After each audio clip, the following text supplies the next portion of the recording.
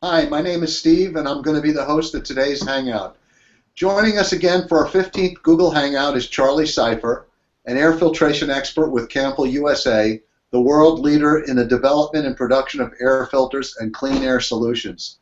Today we have kind of an interesting topic that's been in the news lately, and we're going to talk about hazardous air quality on airplanes for both the crews and for passengers. We're going to talk about what passengers should be concerned about and how the airlines can address these issues. So, Charlie, what level of concern should I have when I'm flying in an airliner? Well, probably like any other environment that we're in, we all should be conscious of our surroundings.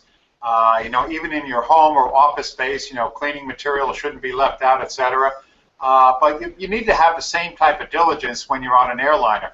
I mean, one of the things that, and the airlines are very good about it, if you see a passenger that, is kind of in the waiting area and he's constantly sneezing or showing the evidence of, having some sort of health issue going on, and then all of a sudden you get on the airliner and you find out that person's seated directly next to you, you've got an extreme chance of picking up whatever that person has because of the way we are squeezed into the airliners and the proximity. It's kind of an unusual situation, almost like being in an arena. But the airlines are very accommodating. For the most part, if I saw something like that, I would ask one of the flight attendants if I could change my seat. And I mean, you don't really have to expose the reasoning behind it, but usually they can be accommodating. But again, typically just the average due diligence is fine when you're traveling through the air. Right. Well, how do the airlines address the quality of the air provided to the passengers? What do they do about that, other than accommodating passengers like that?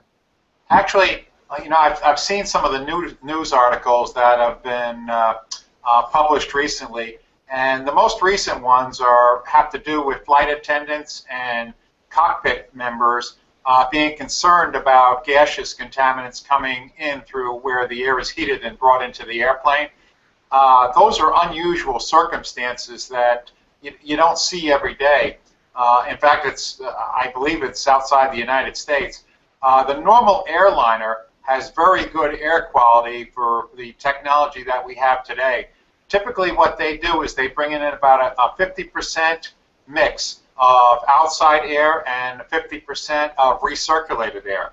Now the air that's brought in is heated by the engines, because when you're at 25,000 feet, typically the temperature is around 25 degrees below zero. So they have to temper that air before they bring it in. But normally what's happened is the air is brought in from the outside, the recirculated air is brought back around, and it's introduced into the airliner through those little vents that sit above your seats. So really the pretty good air is coming in through there. Not only that, the recirculated air is actually recirculated through HEPA filters, the same type of filters that we would use in hospital operating suites, and they are very effective. They take out particles that are so small, they're 300 times smaller than the eye can see. So it'll take out microorganisms, bacteria, all the things that could make us ill. The other thing that happens is the airliners have a very high number of air changes. Typically, the air change in a typical airliner is about 2 to 3 times. The air changes in about 2 to 3 minutes.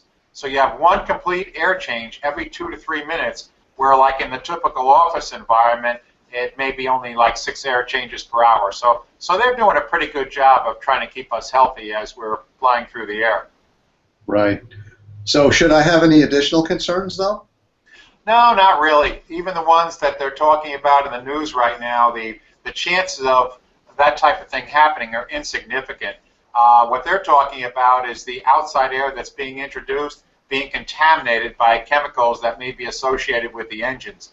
And the area where the air is introduced is actually very well sealed, and the odds of that happening, as I said, would be insignificant. So for the most part, I would trust the way the airliners are supplying the air for you.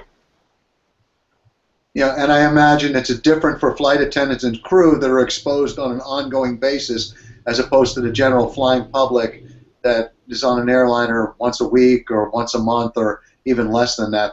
Even if there is some slippage, you're not as you're not going to have the same kind of problems.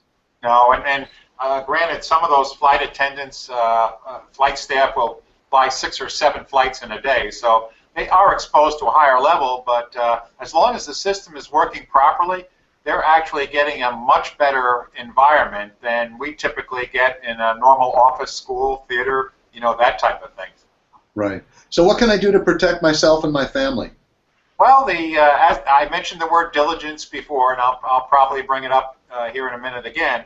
But one of the things that you can do that can significantly help is those air vents that are up in the ceiling. Okay, turn that air vent on and steer that air so it's slightly ahead of your breathing zone. And what that will do is it'll actually carry the contaminants away. And in effect, what you're going to be receiving is ultra-purified air because it's coming through the HEPA filters, and hopefully the air at 25,000 feet that's being introduced is also clean, which would be common. The other thing that we could do is practice good hygiene. If you do have somebody, a couple of seats away that happens to be sneezing or something like that, be careful about what you touch. Use a little bit of common sense. Because germs can land on a surface. Some of them can only last minutes. Some of them can last up to 24 hours. So it's the same diligence that we would take if we were in a normal building.